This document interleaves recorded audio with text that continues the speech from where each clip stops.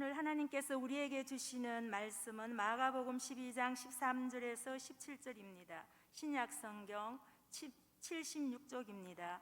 그들이 예수의 말씀을 책잡으려 하여 바리새인과 헤롯 당 중에서 사람을 보내매 와서 이르되, 선생님이여, 우리가 아노니 당신은 참되시고 아무도 꺼리는 일이 없으시니 이는 사람을 외모로 보지 않고 오직 진리로서 하나님의 도를 가르치심이니이다.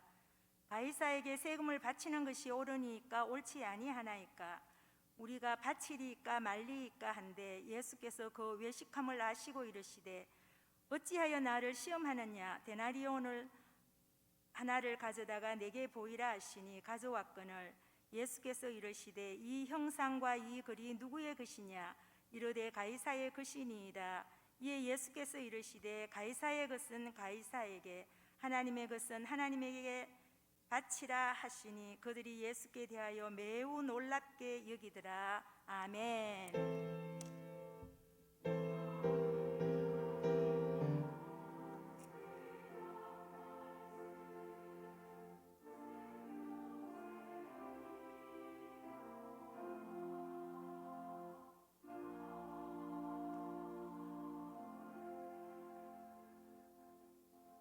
이 시간 장영일 목사님께서 우리는 하나님의 것이라는 제목으로 말씀 전해 주시겠습니다. 네, 새가족 여러분들 반갑습니다. 그리고 새가족들 손 한번 들어 보실래요? 새가족 위원들 말고 새가족들만. 네, 고맙습니다. 잘 오셨습니다. 범어교회 담임으로서 여러분들 진심으로 우리 교회 오신 것을 정말 환영합니다. 복이 많습니다. 아멘입니까? 네. 범어교에 온 것보다 더 소중한 것은 여러분들이 신자가 되었다는 것이고요. 신자라는 것은 예수를 믿는 것을 의미합니다. 교인이 아니고 예수를 믿는 신자가 된 줄로 믿고, 아멘. 예. 신자가 되면은 세상에서는 그냥 신자라 그러는데, 성경에서는 그의 신분을 하나님의 자녀가 되는 권세를 득한다, 얻었다. 이제 그것이 성경의 가장 기본 가르침입니다. 그래서 뒤에 앉아 있는 우리 모두들도 이미 신자가 되어서 예수를 믿고 영접하여 하나님의 자녀가 된 사람들이니까, 우리 모두는 기도할 때 하나님을 아버지여 그렇게 부르는 하나님의 자녀들입니다. 저도 아버지 그러고 여러분들도 아버지 그러고, 그러면 우리는 뭡니까? 형제요 자매 가족이 되는 겁니다. 그래서 우리 교회에 새로 들어온 새가족, 그것은 범어교회 멤버십을 득한다는 것이 아니고 하나님의 자녀로서 우리는 같은 하나님을 아버지라 부르는 형제 자매가 되었다, 그런 의미의 새가족입니다. 굉장히 중요한 좋은 이름입니다. 새가족이라는 이름은. 그래서 우리 범어교회를 통해서 여러분들이 하나님의 가족됨, 하나님의 자녀됨을 더욱 깊이 경험해가는, 정말로 하나님이 나의 아버지시구나, 저분들은 정말 하나님의 자녀들이구나, 그런 것을 더 깊이 경험할 수 있는 그런 복이 있기를 축복합니다. 오늘 본문은 여러분들이 아마 교회 좀 다니신 분은 잘 아는 내용인데요. 유대 지도자들이 예수님을 넘어뜨리려고 여러 가지 이제 계략을 쓰는 중에 오늘 이 본문은 아주 어려운 질문 하나를 가지고 왔어요. 세금을 바쳐야 되느냐 말아야 되느냐 문제입니다. 우리 범어교회 오래 다니신 분은 제가 이 본문을 갖고 설교를 몇 번 했기 때문에 잘 아실 거예요. 그러나 또 다 까먹더라고요. 그래서 제가 한 번 더 되새김질을 해봅니다. 세금을 바쳐야 합니까? 그는 이제 로마 정부에 바치는 것을 의미합니다. 그런데 유대인들의 율법은 이방인에게 세금을 바치는 것은 율법에 어긋난 짓이에요. 세금은 오직 성전세밖에 없고 하나님에게만 드리는 것 뿐이지 이방 나라의 권세자에게 세금을 바친다. 그것은 율법상 허락이 안 되는 거예요. 그래서 만약 예수님께서 세금을 바쳐야 합니까? 그럴 때 바쳐야지. 그럼 율법을 어기는 거예요. 그러므로 유대인들은 들고 일나는 거예요. 제가 랍비인 줄 알았는데 율법을 어기는 자다. 반유대주의자다. 우리나라로 치면은 매국노다. 뭐 그런 욕을 얻어먹는 거예요. 근데 만약에 바치지 마라 그러면 어떻게 될까요? 바치지 마라. 현행 탈세범이 되는 거예요. 현행 국세를 안 내면은 탈세범 되잖아요. 그것을 부추기는 선동가가 되는 거예요. 그러니까 국가 반역자가 되는 거예요. 로마의 반역자가 되는 거예요. 그래서 이거는 이래도 저래도 올가미에 완전히 잡히는, 정말 피할 길이 없는 그런 질문이에요. 유대 지도자들이 이제 이것을 알고는 예수님에게 질문을 한 겁니다. 그랬더니 예수님께서 너희들이 가지고 있는 동전을 가져와 봐라. 가지고 왔어요. 이 데나리온, 당시에 화폐가 여러 가지 있었는데 이 데나리온이라는 동전은 로마의 공식적 화폐였습니다. 세금을 바칠 때는 다른 화폐를 쓰면 안 되고 데나리온 화폐를 사용해야 되는데, 그걸 가지고 온 것을 보고는 물었어요. 그 동전에 누구의 얼굴이 새겨져 있느냐? 로마 황제 가이사의 얼굴입니다. 그 답을 듣고 예수님께서 하신 말씀이 뭡니까? 그러면 가이사의 것은 가이사에게 바쳐라. 거기에 분명히 가이사의 얼굴이 있지 않느냐? 그럼 그건 가이사의 거야. 가이사가 주인인 거야. 주인에게 바치는 거야. 그렇게 끝내지 아니하고, 그렇게 끝냈으면 결국은 올가미에 이제 빠지는 거지요. 붙잡히는 거지요. 그 다음에 하시는 말씀이 하나님의 것은 하나님께 바쳐라. 이제 이게 문제예요. 도대체 하나님의 것은 뭘까? 하나님의 것은 이미 우리 기성교인들 아시지? 하나님의 것은 뭡니까? 하나님의 것은 사형대. 뭐예요? 이러니까 제가 27년을 이곳에서 목회를 설교를 하고 있는 거예요. 그래도 제가 재탕하는 설교는 몇 개 없는데 이거는 한 두세 번 했어요. 왜냐하면 이거 굉장히 우리에게 의미 있는 본문이기 때문이에요. 두세 번 해도 이제 모르니까 고마워요. 자, 여기에 이 문맥상 그 동전에 새겨진 얼굴이 누구 거냐? 새겨진 얼굴이 누구냐? 그러면 동일하게 문맥 속에 하나님의 것도 하나님의 형상이 새겨진 돈이 있다라는 거잖아요. 데나리온에 새겨진 그림이 누구 거냐? 가이사의 얼굴입니다. 그럼 가이사의 거야. 가이사에게 드려. 하나님의 것 하면 하나님의 얼굴이 새겨져 있는 돈이 있다라는 거지요. 모르니까 모른 채 하니까 제가 답을 바로 할게요. 누굽니까? 우리예요. 우리는 하나님의 형상으로 만들어진 존재잖아요. 할렐루야. 여러분들 아까 우리 박철 집사님 기도 중에 우리의 생각이 다르고 의견이 다르고 뭐 다르다. 얼굴도 같은 사람 하나도 없어요. 같은 사람 하나도 없는 게 이게 정말 신비하고 신기한 것 중에 하나예요. 쌍둥이도 다르잖아요. 쌍둥이도 다를 정도로 얼굴이 같은 사람이 없어요. 그런데 우리가 각기 얼굴이 다 달라도 놀라운 것은 그 모든 다른 얼굴들이 다 하나님의 형상으로 만들어졌다. 이 창세기에 나오는 인간 창조의 신학이에요. 제가 조금 보태면요, 여러분들 창세기는 우리 보수주의 신학, 복음주의 신학에서는 저자가 누구라고 인정하느냐 하면 모세가 기록했다라고 우리는 인정하고 있어요.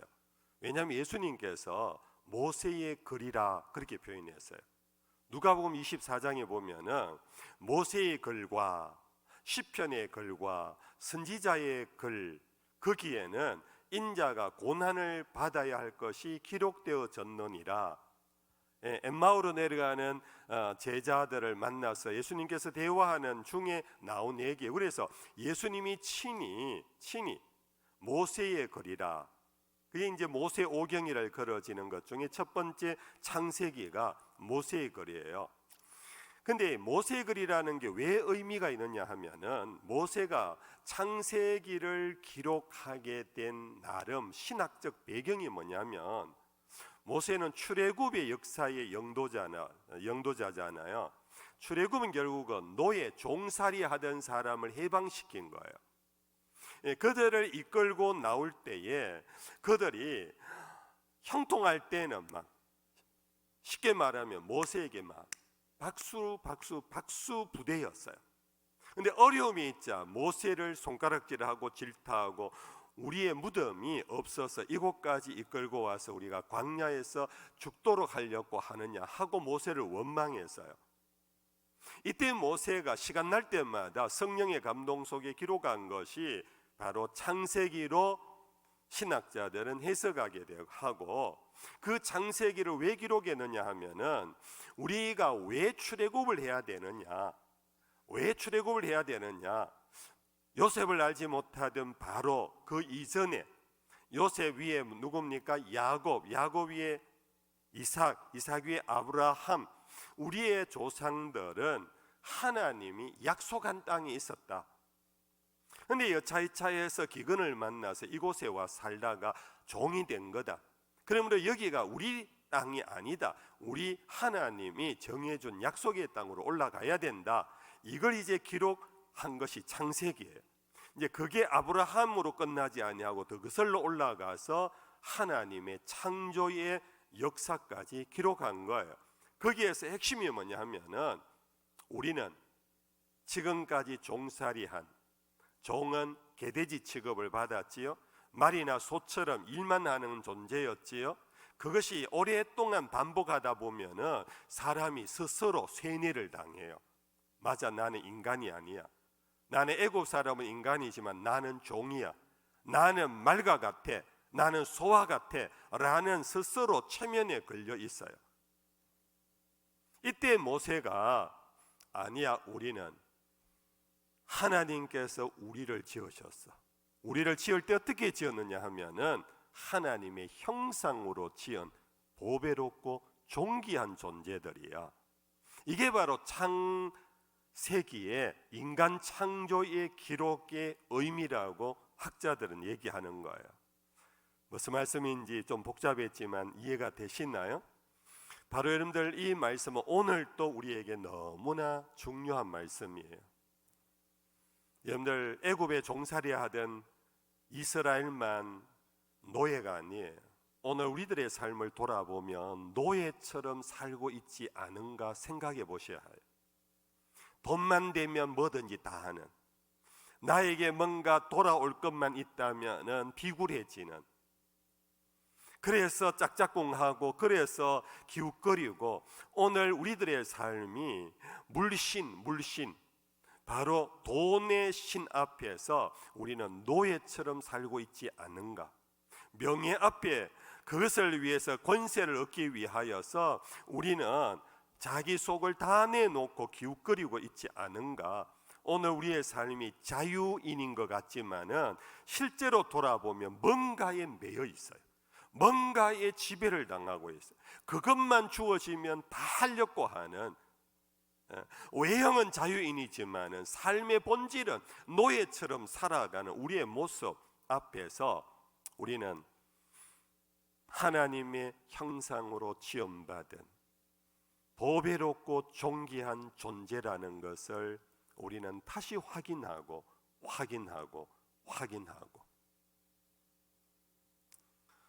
여러분들, 그런 믿음이 있기를 축복합니다. 그래서 우리는 가이사의 얼굴이 새겨진 것은 가이사의 돈이라면 하나님의 형상이 새겨진 돈은 누구의 돈? 하나님의 돈이에요. 하나님의 돈. 한번 따라 하실까요? 나는 하나님의 돈입니다. 이게 돈이라고 나와 있으니까 제가 그렇게 언유를 해보는 겁니다. 여러분들은 돈을 함부로 놔두고 그냥 버리고 땅에 굴러다니도록 하는 돈은 하나도 없어요. 여러분들, 돈은 그 돈의 가치만큼 귀중하기 때문에 금고에 넣어두고 은행에 넣어두고 지갑에 넣어 다니고 여러분들 주머니에 곱게 넣어 다니면서 여러분들 그것을 확인하고 잊어버렸지 않는가 하고 그렇게 보관하는 것이 돈 아닙니까? 여러분들 사람의 돈도 그렇게 그 돈의 내가 주인이라면 돈을 그렇게 여러분들 아끼고 찢어질라 안 찢어지도록 하고 여러분들 그러면서 우리는 돈을 소중히 여깁니다. 만원보다는 5만 원짜리를 더 소중히 여깁니다. 그렇지요? 그 돈의 주인은. 그렇다면은 우리가 하나님의 형상이 새겨진 하나님의 돈이라면 누가 이 돈을 지킬까요? 하나님이 지키는 거예요. 하나님이 당신의 돈을 함부로 버리지 않아요. 사람도 사람의 돈의 가치를 두고 그렇게 아낀다면 그런 은유 속에 하나님도 당신의 돈을 그렇게 함부로 버리지 않아요. 여러분들, 여기서 중요한 우리의 정체성이에요. 내가 예수를 믿고 하나님의 자녀가 되는 권세를 얻었으면 천당 간다 하는 티켓을 얻은 것이 아니라 하나님의 존귀한 돈이 된다. 하나님의 재산이다. 하나님의 소유가 된다. 그래서 오늘 설교 제목이 하나님의 것이 된다. 그런데 하나님은 하나님 당신의 것을 끝까지 지키시는 분이세요. 그게 하나님이세요. 오늘 우리가 이 정체의식이 필요해요. 하나님은 당신의 돈을 끝까지 지키신다. 이 돈을 함부로 사용하지 않는다. 함부로 버리지 않는다. 찢어버리는 법이 없다. 두 번째는 사람도 돈을 갖고 있으면요, 돈의 효용 가치는 은행에 있을 때가 아니잖아요. 그걸 사용할 때예요. 돈을 가지고 가서 빵가게에 가서 식빵을 사올 때 돈의 가치가 식빵으로 바뀌어요. 그 돈을 가지고 쇼핑을 하면서 여러분들이 옷을 사면 그 종이 한 장이 옷으로 바뀌는 가치 전환이 되잖아요.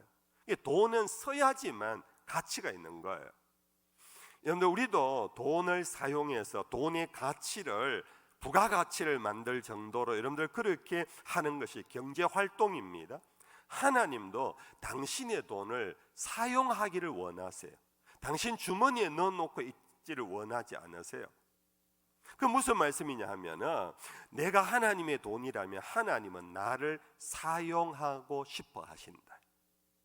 너 집에 가만히 있어, 너 교회 가만히 앉아 있어, 너 기도만 하고 있어, 그러지 아니하시고 당신의 돈인 우리를 사용하기를 원하신다.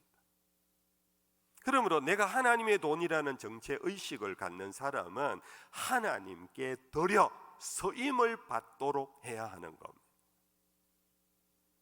우리 새가족 여러분들이요, 여러분들께서 이제 우리 모무교에 와서 믿음이 잘 자라기를 바라고, 믿음이 자라면서 일어나는 현상은 뭐냐? 나는 주님의 돈입니다. 주님이 쓰시옵소서. 주님이 사용하기를 원할 때에 자기를 사용하라고, 쓰시라고, 이거 원래 주님 것입니다. 그러면서 헌신하는 것, 이것이 신앙의 성장이고 성숙이에요. 오늘 여러분들 우리가 부인할 수 없는 것이, 저마다 오늘 교회에 대한 부정적인 이미지가 많고, 또 교회 생활을 오래 하다 보면은 이러쿵저러쿵 상처가 많아요. 시험 들었고, 죄송하지만 여러분들 교회를 옮겨서 다니시는 분들 가운데 적지 않은 상처가 있어요. 그래서 교회가 옮겨지면 그 교회 가서는 한동안 나는 예배만 드리고 간다, 설교만 듣고 간다, 난 절대 이제는 교회 조직에 안 들어간다, 이제 조직에 몸담지 않겠다. 물론 여러분들 조직에 몸담으면 안 돼요. 그러나 주님에게 내 몸을 어느 교회에 있든지 주님은 나를 당신의 귀중한 돈으로 여기며 사용하기를 원하신다라는 것을 여러분들 잊지 않으셔야 합니다. 그래서 때가 되면 하나님이 나를 끄집어내서 사용하려고 한다라는 감동이 오고 그 뜻이 뭔가 깨달아질 때는 여러분들 아낌없이 주님의 돈이 되어 여러분들 사용되어지기를 축복합니다. 왜냐? 나는 내 것이 아니고 주님의 것이니까. 내 안에는 가이사의 얼굴이 있는 것이 아니고 내 얼굴보다 하나님의 얼굴이 새겨진 하나님의 돈이라는 이 의식 속에서 주님이 서기를 원하시면 서시옵소서. 이렇게 온 교회 성도들이 헌신이 이루어질 때 교회가 이제 부흥하고 막 성장하는 거예요. 교회가 은혜롭고 교회가 역동성이 있고 교회가 정말 하나님의 권세가 되는 우리 범어교회가 그런 귀한 교회가 되어지기를 축복합니다. 저에게 주어진 시간 20분인데 제가 20분 조금 더 쓴 것 같아요. 이제 1, 2분 안에 말씀을 정리하겠습니다.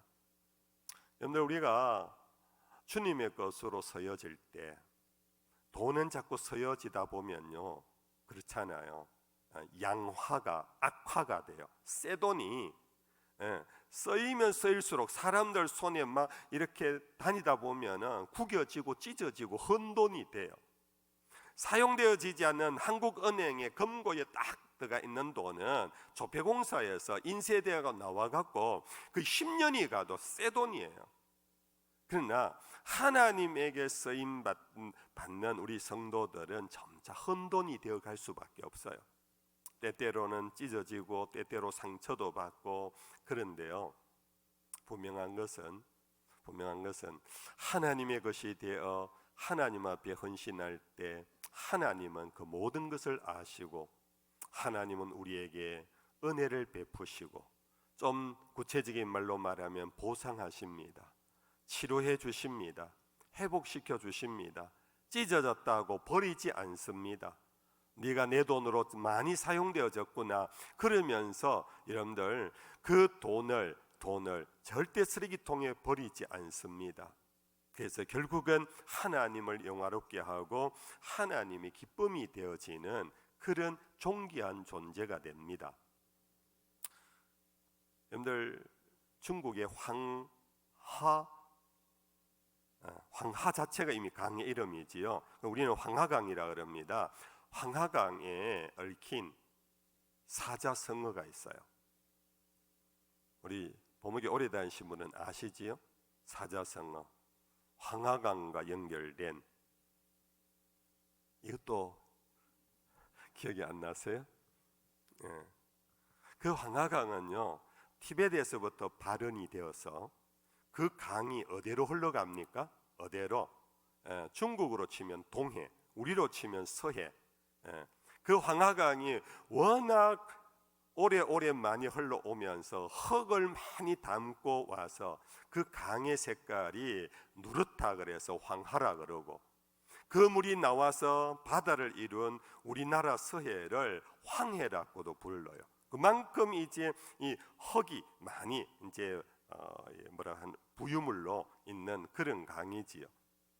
그렇게 된 것이 뭐냐 하면 이 강이 직선으로 내려오면은 그렇게 하지 않아요. 근데 이게 굽어 치다 보면요 이게 막 물살이 빠르잖아요. 그러다 보면 깎이고 해서 돌도 깎아내고 흙도 깎아내고 그래서 강물 안에 이 토사가 많이 이제 섞여서 흘러내려온 거래요. 근데 이것이 정확하게 조사는 한 것은 아니지만 옛 중국 사람들이 10,000번이 끊긴다. 10,000번이 굽어쳐. 예. 이 티베트에서 내려올 때는 남쪽으로 내려왔을지 모릅니다. 가다가 동쪽으로 가다가 이게 또 북쪽으로 거꾸로 올라가네요. 그래서 또 돌고 그렇지만은 그 강물은 마침내 어디로 갑니까? 중국의 그들의 동해로 가는 거예요. 이것이 이제 조어가 된 것이 만절필동,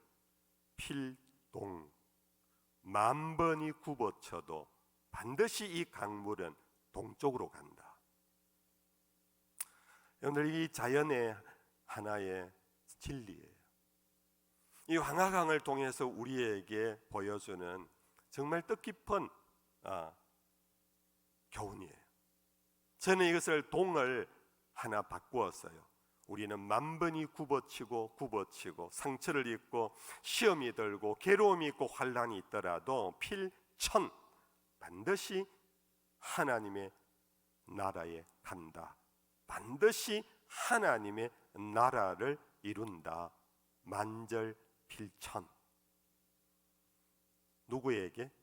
하나님의 것으로 쓰임받는 사람에게. 여러분들, 세월은 너무 빠른 것 같아요. 세월은 화살과 같이 날아가요. 제가요 한 10년, 15년 전까지는 나도 장로님들처럼 65세 한다 큰 소리 쳤어요. 근데 제가 코앞까지 이렇게 빨리 올 줄 몰랐어요. 이렇게 빨리 올 줄 몰랐어요. 여러분들, 제가 우스개로 얘기합니다. 그러나 이거는 진리예요. 그런데 우리 저 뒤에 연세 더 많으신 분들 다 고백하고 그럽니다. 여러분들, 세월을 아끼십시오. 하나님의 것으로 하나님이 서겠다 할 때 내년에 할게요, 다음에 할게요 그러지 마시고, 하나님이 감동 주실 때 하나님이 설렸고 하시는구나, 그럴 때 겸손하게 여러분들의 삶을 불태우십시오. 아끼지 마십시오. 죄송합니다. 이 강단 용어는 아닌데요. 아끼면 뭐 된다 그럽니까? 아끼면 똥 된다 그래요. 여러분들, 우리는 아끼지 맙시다. 여러분들, 정말 세월이 순간에 흘러갑니다. 순간에 은퇴합니다. 순간에 관뚜껑 닫는 소리 못 듣고 들어가 앉아 누워 있는 거예요. 정말로 빨리 흘러가는 인생 속에 나는 하나님의 것입니다. 하나님 서시옵소서. 그렇게 하면 우리에게는 때때로 괜히 하려고 그랬다, 괜히 그래도 만절필동이라, 만절필천에 여러분들에게 큰 보상이 주어질 것입니다. 그런 은혜가 있기를 주의 이름으로 축복합니다.